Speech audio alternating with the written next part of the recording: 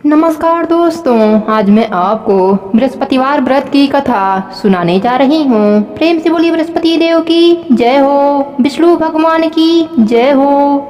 एक समय की बात है, एक गांव में एक भाई बहन रहते थे। बहन बृहस्पतिवार का व्रत करती थी। बृहस्पति महाराज आते, 4 लड्डू और एक चांदी का कटोरा देकर चले जाते। बहन लड्डू खा लेती और कटोरा कोठरी में रख देती। एक दिन उसकी भाभी कोठरी खोली तो देखा वहाँ कटोरों का जगमग हो रहा है। फिर उसने पड़ोसन से कहा, पता नहीं मेरी ननद इतने चांदी के कटोरे कहाँ से लाती है। तब पड़ोसन ने कहा, अपने आदमी से कहना। इस पर भाभी बोली, मेरा आदमी मेरी बात नहीं सुनेगा। फिर पड़ोसन ने कहा, दाल का चमचा चावल में और चावल का चमचा दाल में डाल देना। भाभी पड़ोसन की सीख लेकर घर आई और वैसा ही किया। उसकी इस हरकत पर उसका पति बोला, पागल हो गई हो क्या, यह क्या कर रही हो। तब भाभी बोली, पागल मैं नहीं हो रही हूँ, पागल तो तुम्हारी बहन हो गई है। पता नहीं कहाँ से इतने चांदी के कटोरे लाती है। पूरी कोठरी चांदी के कटोरों से भरी पड़ी है। तुम इसे घर से निकाल दो। अगले दिन भाई अपने बहन से बोला, बहन आज हम मामा के घर चलेंगे। बहन जानती थी कि मामा के घर कौन जाएगा। उसने कहा, भैया जहाँ केले का पेड़ हो और एक मंदिर हो, मुझे वहाँ उतार देना। तब भाई बोला, ठीक है। फिर वह दोनों जंगल की ओर चल दिए। रास्ते में जहाँ केले का पेड़ और मंदिर था, उसने अपने बहन को वहाँ उतार दिया। उस दिन बृहस्पतिवार का दिन था। लड़की ने केले के पेड़ की पूजा करी और कहानी कही। बृहस्पति महाराज आए, 4 लड्डू और एक चांदी का कटोरा देकर जाने लगे। उसका भाई पेड़ के पीछे छिपकर यह सब देख रहा था। उसने बृहस्पति महाराज के पैर पकड़ लिए। तब बृहस्पति देव बोले, पापी मेरा पैर छोड़ दे, तू कुंवारी कन्या को कलंक लगाता है। यह तो सत्य का व्रत करती है। मैं ही इसे कटोरा देकर जाता हूँ, तुम भूलकर भी इसका पीछा मत करना। फिर भाई अपने बहन को लेकर घर आ गया। उसकी भाभी दरवाजे पर खड़ी थी। वह बोली, तुम तो इसे वापस लेकर आ गए। अपने पत्नी की बात सुनकर भाई बोला, तुम मेरी बहन से कुछ मत कहना, वह बृहस्पति महाराज का व्रत करती है। यह चांदी के कटोरे उसे बृहस्पति महाराज देकर जाते हैं। तब भाभी बोली, मैं भी देखूंगी इसके बृहस्पति देव को। फिर भाभी ने पूरे गांव के लोगों को बुलाया और कहा, तुम सब कल सुबह अपने बच्चों को लेकर आना। मेरी ननद बृहस्पतिवार महाराज का व्रत करती है। सभी को 4-4 लड्डू और चांदी का कटोरा मिलेगा। भाभी के बुलाने पर सभी गांव वाले अपने बच्चों को लेकर आ गए। अब बहन एक टांग पर खड़ी होकर बोली, हे बृहस्पति देव मेरी लाज रखना। उसने 3 बार बृहस्पति महाराज की जयकारा लगाया। उसकी भक्ति को देखकर बृहस्पति महाराज वहां पर प्रकट हुए। उन्होंने सभी को 4-4 लड्डू और एक चांदी का कटोरा दिया। सभी लोग बृहस्पति महाराज का जयकारा लगाने लगे और भाभी ने बृहस्पति महाराज से क्षमा मांगने लगी। हे बृहस्पति देव, जैसे आपने बहन की लाज रखी वैसे ही सबकी रखना। सब पर अपनी कृपा बनाए रखना। कहानी अधूरी हो तो पूरी करना, पूरी हो तो मान रखना। प्रेम से बोलिए बृहस्पति देव की जय हो, विष्णु भगवान की जय हो। दूसरी कथा के अनुसार, कुछ समय पहले की बात है। भारतवर्ष में एक राजा राज्य करता था। वह अति प्रतापी एवं दानी था। वह प्रतिदिन मंदिर में भगवत दर्शन करने जाता था और गुरु और ब्राह्मण की सेवा भी करता था। उसके द्वार से कोई भी याचक निराश नहीं लौटते। हर दिन गरीबों की मदद करता था। परंतु यह सब बातें उसके रानी को पसंद नहीं थी। वह न व्रत करती थी और न किसी को एक भी पैसा दान के रूप में देती थी। वह राजा को भी ऐसा करने से रोकती थी। यह उस समय की बात है जब राजा शिकार खेलने वन को चले गए थे। महल में सिर्फ रानी और दासी थीं। उस समय गुरु बृहस्पति साधु का रूप धारण कर राजा के दरवाजे पर भिक्षा मांगने आए। साधु ने रानी से भिक्षा मांगी तो वह कहने लगी, हे साधु महाराज, मैं इस दान पुण्य से तंग आ गई हूँ। इस काम के लिए मेरे पतिदेव ही बहुत हैं। अब आप ऐसा कृपा करें कि यह सारा धन नष्ट हो जाए ताकि मैं आराम से रह सकूं। साधु का भेष धरे बृहस्पति देव ने कहा, हे देवी, तुम बड़ी विचित्र हो। संतान और धन से कोई दुखी नहीं होता, सभी इसे चाहते हैं। पापी भी पुत्र और धन की इच्छा करता है। अगर तुम्हारे पास धन बहुत है तो भूखे मनुष्यों को भोजन कराओ, ब्राह्मणों को दान दो, प्याऊ लगवाओ, धर्मशालाएं बनवाओ, कुआं, तालाब, बावड़ी, बाग बगीचे आदि बनवाओ तथा निर्धनों की कुंवारी कन्याओं का विवाह कराओ, साथ ही यज्ञ आदि करो। इस प्रकार के कर्मों से आपके कुल का एवं आपका नाम लोक परलोक में प्रसिद्ध होगा एवं तुम्हें स्वर्ग की प्राप्ति होगी। किंतु वह मूर्ख रानी साधु की इन बातों से खुश नहीं हुई। वह बोली, हे साधु महाराज, मुझे ऐसी संपत्ति की आवश्यकता नहीं जो मेरे काम न आए तथा जिनको मैं अन्य लोगों को दान दूं, जिसको रखने और संभालने में ही सारा समय नष्ट हो जाए। साधु ने रानी को समझाने का बहुत प्रयास किया, परंतु रानी अपनी बात पर अडिग रही। तब साधु ने कहा, हे देवी, यदि तुम्हारी ऐसी इच्छा है तो जो मैं तुमसे बता रहा हूँ तुम वैसा ही करना। बृहस्पतिवार के दिन गोबर से घर को लीपना, अपने केसों को पीली मिट्टी से धोना, केसों को धोते समय स्नान करना, राजा से कहना कि वह भी हजामत बनवाए, भोजन में मांस मदिरा खाना, कपड़े धोबी के यहाँ धुलने को देना। इस तरह 7 बृहस्पतिवार निरंतर करने से तुम्हारा सब धन नष्ट हो जाएगा। ऐसा कहकर साधु रूपी बृहस्पति देव अंतर ध्यान हो गए। रानी ने साधु के कहे अनुसार ही 7 बृहस्पतिवार वैसा ही करने का विचार किया। साधु के बताए अनुसार करते हुए उसे केवल 3 बृहस्पतिवार ही बीते थे कि उसकी समस्त धन संपत्ति नष्ट हो गई। भोजन के लिए परिवार तरसने लगा तथा सांसारिक भोगों से दुखी रहने लगा। इस प्रकार के अभावग्रस्त जीवन से तंग आकर एक बार राजा रानी से कहने लगा कि हे रानी, तुम यहाँ पर रहो, मैं दूसरे देश को जाता हूँ, क्योंकि यहाँ पर मुझे सभी मनुष्य जानते हैं, इसलिए मैं यहाँ कोई कार्य नहीं कर सकता। देश चोरी परदेश भीख के समान है। ऐसा कहकर राजा परदेश को चला गया। वहाँ जंगल से लकड़ी काट कर लाता और उन्हें शहर में बेचकर अपना जीवन यापन करने लगा। राजा के जाने के पश्चात इधर उसके बिना रानी और दासियां भूखी रहने लगीं। किसी दिन भोजन मिलता तो किसी दिन जल पीकर ही रहना पड़ता। एक समय रानी और दासियों को 7 दिन बिना भोजन के व्यतीत हो गए तो रानी अपने दासी से बोली, हे दासी, यहाँ पास ही के नगर में मेरी बहन रहती है जो बहुत धनवान है, तो उसके पास जा और वहाँ से 5 शेर बेझर मांग कर ला, जिससे कुछ समय के लिए गुजर बसर हो जाएगा। दासी अपने बहन के पास गई। उस दिन बृहस्पतिवार का दिन था। रानी की बहन उस समय ध्यान मग्न होकर पूजा कर रही थी। दासी ने रानी की बहन से कहा, हे रानी, मुझे आपके पास आपके बहन ने भेजा है, मुझे 5 शेर बेझर दे दो। दासी ने अपनी बात अनेक बार कही, परंतु रानी की बहन ने कोई उत्तर नहीं दिया, क्योंकि वह उस समय बृहस्पतिवार की कथा सुन रही थी। रानी की बहन से जब दासी को कोई उत्तर नहीं मिला तो वह अति दुखी हुई। उसे क्रोध भी बहुत आया। लौटकर वह रानी से बोली, हे रानी, आपकी बहन बहुत धनी स्त्री है, परंतु वह बहुत घमंडी भी है। वह छोटे लोगों से बात नहीं करती। 5 शेर बेझर देने के लिए मैंने उससे बहुत कहा, परंतु उसने कोई उत्तर नहीं दिया। इस प्रकार मुझे निराश एवं खाली हाथ लौटना पड़ा। रानी बोली, हे दासी, इसमें मेरी बहन का किसी प्रकार का कोई दोष नहीं है। जब बुरे दिन आते हैं तब कोई सहारा नहीं देता, अपने पराये हो जाते हैं। अच्छे बुरे का ज्ञान विपत्ति में होती है। जो ईश्वर की इच्छा होगी वही होगा।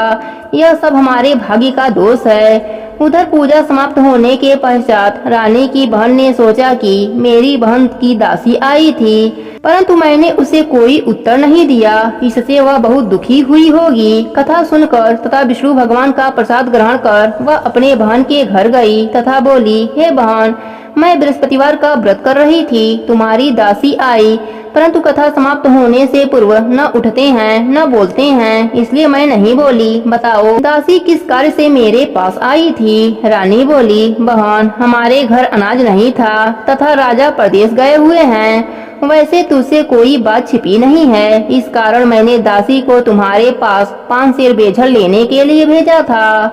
इस पर रानी की बहन बोली, हे बहन, बृहस्पति भगवान सबको मनवांछित फल देते हैं। देखो शायद तुम्हारे घर के किसी कोने में अनाज रखा हो। यह सुनकर रानी की दासी घर के अंदर गई तो वहाँ एक घड़ा बेझर का भरा हुआ मिला। उसे बड़ा आश्चर्य हुआ क्योंकि उसके अनुसार घर का एक एक बर्तन अन्न से खाली था। उसने बाहर आकर रानी को सारा वृतांत सुनाया। दासी अपने रानी से कहने लगी, हे रानी देखो, वैसे भी हमको जब अन्न नहीं मिलता तो वह भी व्रत के समान ही है। अगर इनसे व्रत की विधि तथा कथा पूछ ली जाए तो बृहस्पतिवार का व्रत हम भी कर लिया करेंगे। और फिर दासी के कहने पर रानी ने अपने बहन से बृहस्पतिवार व्रत, पूजन विधि एवं नियमों के बारे में विस्तार से पूछा। उन्होंने बताया जो बृहस्पतिवार के व्रत में चने की दाल और मुनक्कों से विष्णु भगवान के केले के जड़ में पूजन कर दीपक जलाता है, पीला भोजन करता है, पीले वस्त्र धारण करता है तथा प्रेम पूर्वक बृहस्पति भगवान की कथा सुनता है तो इस प्रकार करने से गुरु भगवान उस भक्त से प्रसन्न होते हैं, अन्य धन पुत्र देते हैं, मनोवांछित मनोकामना पूरी करते हैं। फिर व्रत एवं पूजन की विधि बताकर रानी की बहन अपने घर लौट आई। तत्पश्चात रानी और दासी दोनों ने निश्चय किया कि बृहस्पति देव भगवान का व्रत एवं पूजन जरूर करेंगे। 7 दिन पश्चात जब बृहस्पतिवार का दिन आया तो दोनों ने व्रत किया। घुड़सवार में जाकर चना और गुड़ बीन लाई और उसकी दाल बनाकर केले के जड़ में विष्णु भगवान का पूजन किया। अब पीला भोजन कहाँ से आए, यह सोचकर दोनों बड़ी दुखी हुई, परंतु उन्होंने व्रत किया था इसलिए बृहस्पति देव भगवान उनसे प्रसन्न थे। एक साधारण व्यक्ति के रूप में वे 2 थाली में सुंदर पीला भोजन लेकर आए और दासी को देकर बोले, हे दासी, यह भोजन तुम्हारे और रानी के लिए है, तुम दोनों इसे ग्रहण करना। दासी भोजन पाकर अति प्रसन्न हुई और रानी से बोली, हे रानी, भोजन कर लो। रानी को भोजन के विषय में कुछ नहीं पता था, इसलिए वह दासी से बोली, जा तू ही भोजन कर, क्योंकि तू व्यर्थ में ही हमारी हंसी उड़ाती है। दासी बोली, हे रानी, एक व्यक्ति भोजन देकर गया है। रानी बोली, वह भोजन तेरे लिए ही देकर गया होगा, इसलिए तू ही भोजन कर। दासी ने कहा, हे रानी, वह व्यक्ति हम दोनों के लिए 2 थाली में भोजन देकर गया है, अतः मैं और आप दोनों ही साथ साथ भोजन करेंगे। फिर दोनों ने गुरु भगवान को धन्यवाद एवं नमस्कार कर भोजन प्रारंभ किया। उसके बाद से दोनों प्रत्येक बृहस्पतिवार को गुरु भगवान का व्रत एवं पूजन करने लगे। बृहस्पति भगवान की कृपा से उन दोनों की भोजन एवं धन की कमी दूर हो गई, परंतु रानी फिर पहले की तरह आलस्य करने लगी। तब दासी ने कहा, हे रानी, आप पहले भी इसी प्रकार आलस्य करती थीं। आपको धन संभालने एवं दान देने में कष्ट होता था, इसी कारण सभी धन नष्ट हो गए और हमारी ऐसी दुर्दशा हो गई। अब गुरु भगवान की कृपा से धन मिला है तो आपको फिर आलस्य हो रहा है। बड़े कष्टों के बाद आपने यह धन पाया है, इसलिए आपको दान पुण्य करना चाहिए। भूखे मनुष्यों को भोजन कराओ, ब्राह्मणों को दान दो, प्याऊ लगवाओ, कुआं, तालाब, बावड़ी आदि का निर्माण कराओ, कुंवारी कन्याओं का विवाह कराओ, मंदिर पाठशाला बनाकर दान दो, धन को शुभ कार्यों में खर्च करो, जिससे आपके कुल का सम्मान बढ़े तथा आपको स्वर्गलोक की प्राप्ति हो और आपके पितृ भी प्रसन्न हों। दासी की बात मानकर रानी ने इसी प्रकार के कर्म करने प्रारंभ कर दिए। इस प्रकार करने से उसका काफी यश फैलने लगा।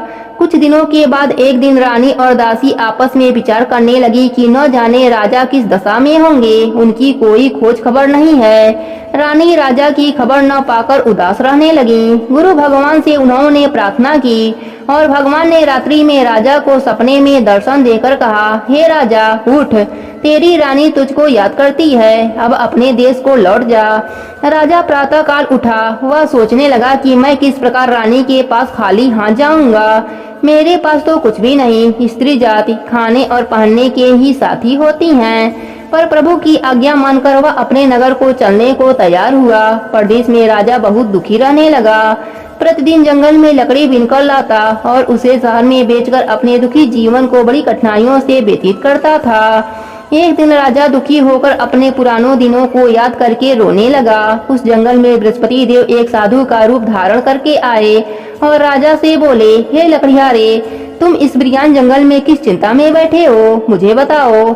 यह सुनकर राजा की आंखों में आंसू आ गए और वह साधु को प्रणाम कर बोला, हे प्रभु, आप सब कुछ जानने वाले हैं। इतना कहकर राजा ने साधु को अपनी समस्त व्यथा सुना दी। तब साधु रूप में गुरु भगवान राजा से बोले, हे राजन, तुम्हारी पत्नी ने बृहस्पतिवार के दिन बृहस्पति देव का अपमान किया था, जिसके कारण तुम्हारी यह दुर्दशा हुई है। अब तुम किसी प्रकार की चिंता मत करो, भगवान तुम्हें पहले से अधिक धन प्रदान करेंगे।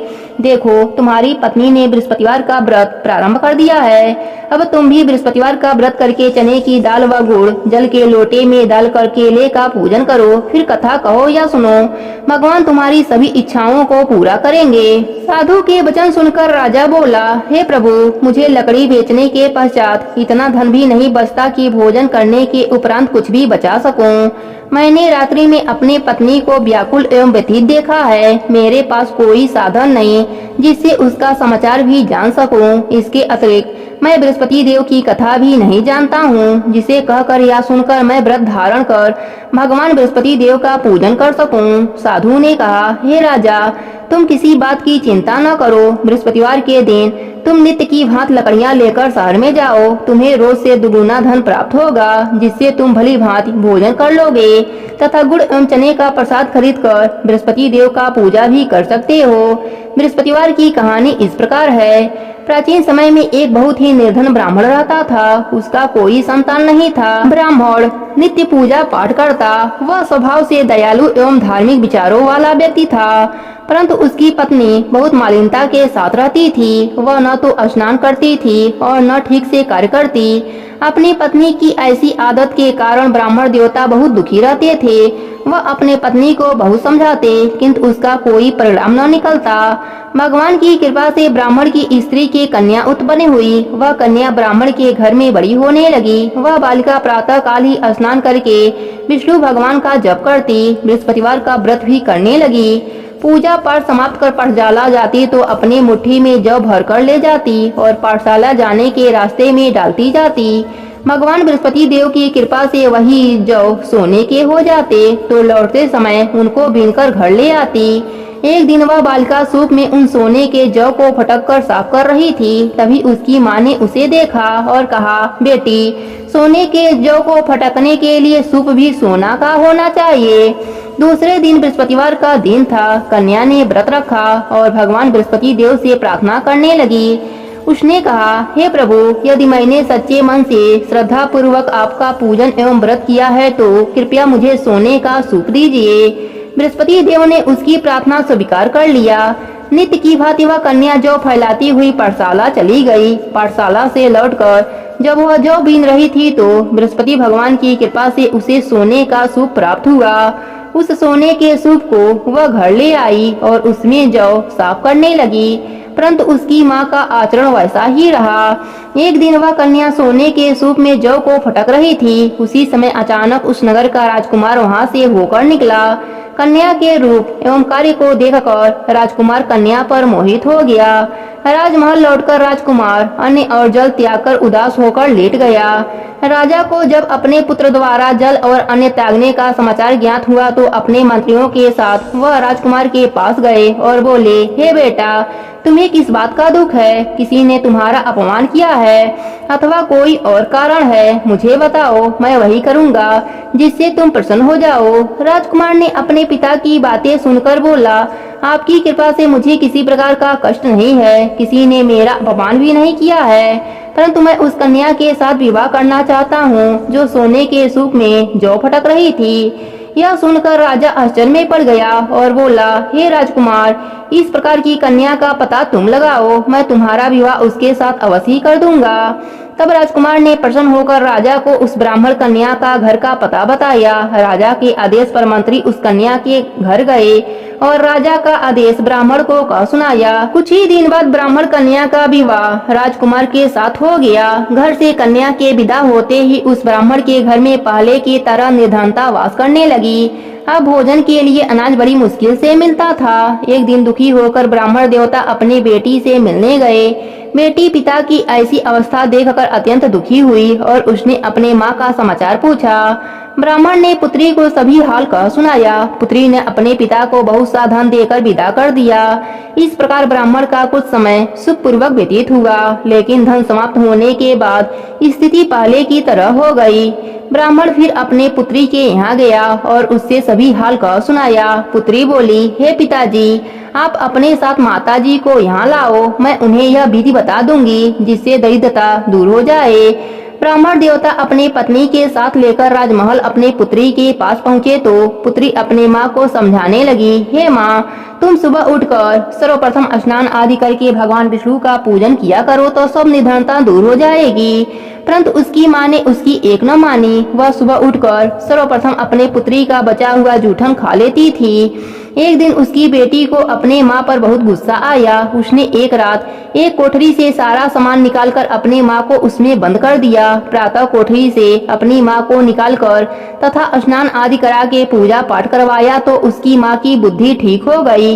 इसके बाद वह प्रतिदिन पूजा पाठ करती और प्रत्येक बृहस्पतिवार का व्रत भी रखने लगी।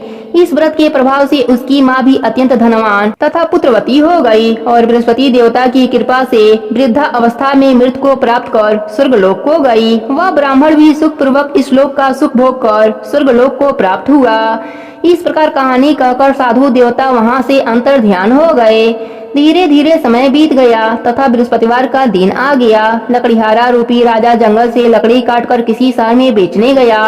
आज उसे और दिनों से अधिक धन मिला। राजा ने चना गुड़ आदि लाकर भगवान विष्णु का पूजन किया तथा बृहस्पतिवार का व्रत किया। उस दिन से उसके सभी कष्ट दूर हो गए, परंतु अगले बृहस्पतिवार को वह व्रत करना भूल गया। इस कारण बृहस्पति भगवान उससे रुष्ट हो गए। उस दिन उस नगर के राजा ने विशाल यज्ञ का आयोजन किया तथा अपने समस्त राज्य में घोषणा करवा दी कि कोई भी मनुष्य अपने घर में भोजन न बनाए और आग न जलाए।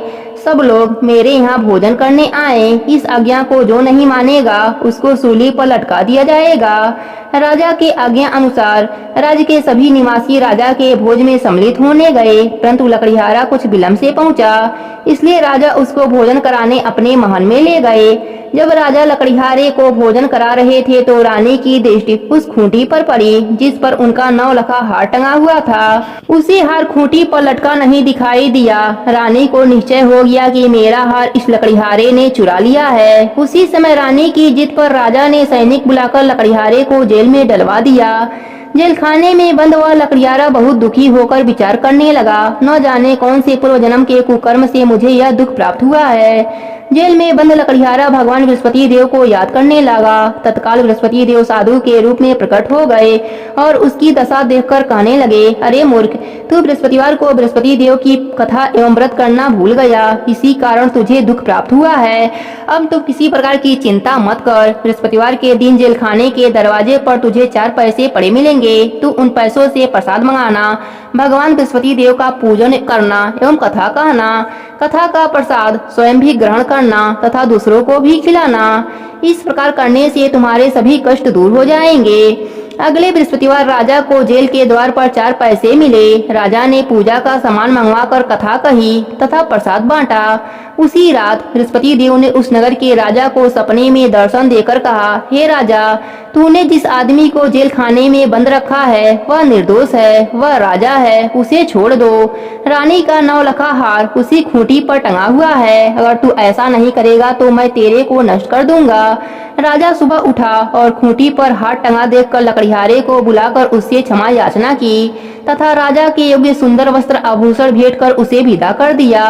बृहस्पति देव की आज्ञा अनुसार राजा अपने नगर को चल दिया। जब वह नगर के निकट पहुंचा तो उसे बहुत आश्चर्य हुआ। वहां पहले से अधिक तालाब, बाग और कुएं आदि बहुत सी धर्मशालाएं, मंदिर आदि बने हुए थे। राजा ने जब नगरवासियों से पूछा कि यह बाग, तालाब, धर्मशालाएं एवं कुएं किसके द्वारा बनवाए गए हैं, तब नगर के सब लोग कहने लगे कि यह सब रानी और दासी द्वारा बनवाए गए हैं। राजा को बहुत आश्चर्य हुआ, परंतु क्रोध भी बहुत आया। जब रानी ने यह खबर सुनी कि राजा आ रहे हैं तो उसने दासी से कहा, हे दासी, देख, राजा हमें अति दीन अवस्था में छोड़ गए थे। वह हमारी ऐसी हालत देखकर कहीं द्वार से ही न लौट जाए, इसलिए तू द्वार पर जाकर खड़ी हो जा। राजनी की आज्ञा अनुसार दासी दरवाजे पर खड़ी हो गई। जब राजा आए तो उन्हें अपने साथ महल में लिवा आई।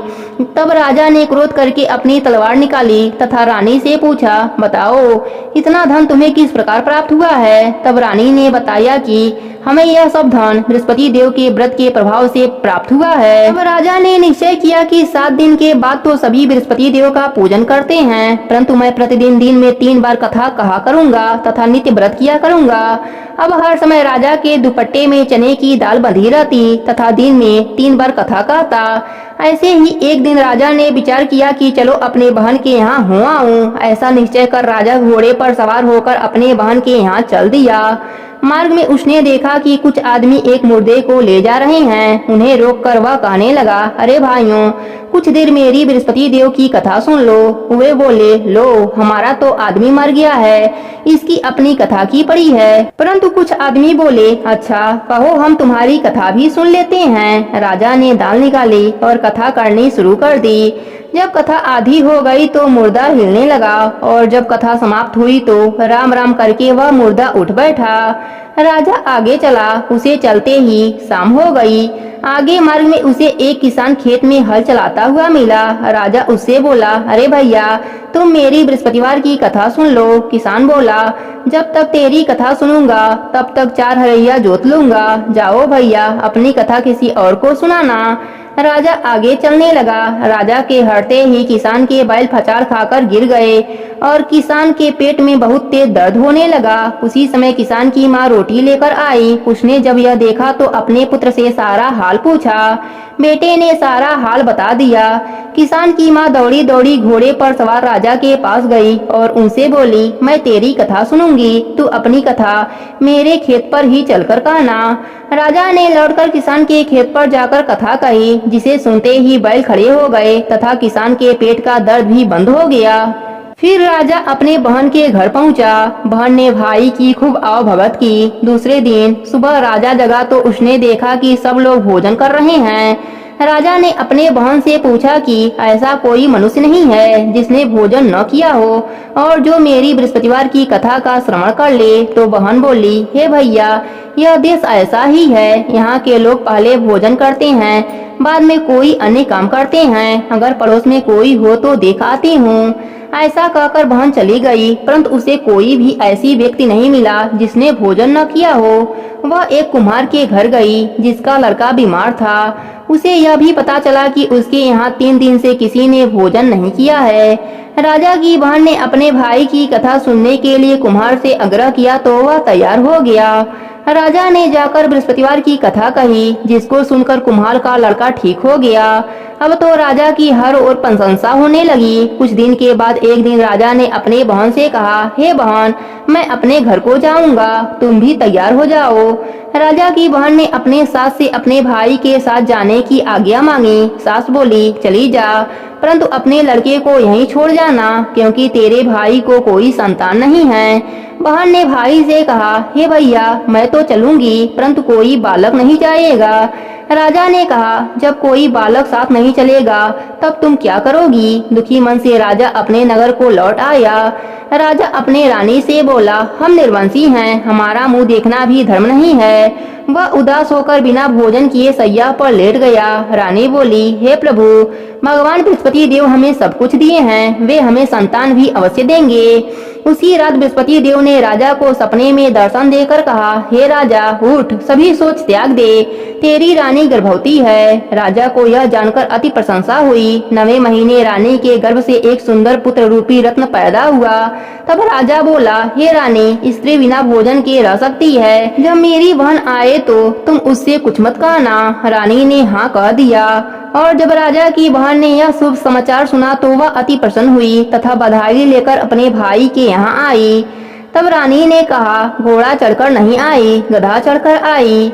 राजा की बहन बोली, भाई, मैं इस प्रकार न कहती तो तुम्हें औलाद कैसे मिलती। भगवान बृहस्पति देव ऐसे ही हैं, जैसे जिसके मन में कामनाएं हैं सभी को पूर्ण कर मनवांछित फल देते हैं। जो श्रद्धा पूर्वक बृहस्पतिवार का व्रत करता है एवं कथा कहता या सुनता है और दूसरों को सुनाता है, बृहस्पति देव उसकी सभी मनोकामना पूर्ण कर देते हैं। बृहस्पति देव उनकी सदैव रक्षा करते हैं। जैसे रानी और राजा ने बृहस्पति देव की कथा का गुणगान किया, उनकी सभी इच्छाएं बृहस्पति देव ने पूरी कर दी। इसलिए सबको कथा कहने अथवा सुनने के बाद बृहस्पति भगवान का प्रसाद ग्रहण करना चाहिए तथा सच्चे मन एवं भावना से भगवान बृहस्पति देव का मनन करते हुए उनकी सदा जय जयकार करनी चाहिए। प्रेम से बोलिए विष्णु भगवान की जय हो, बृहस्पति देव की जय हो।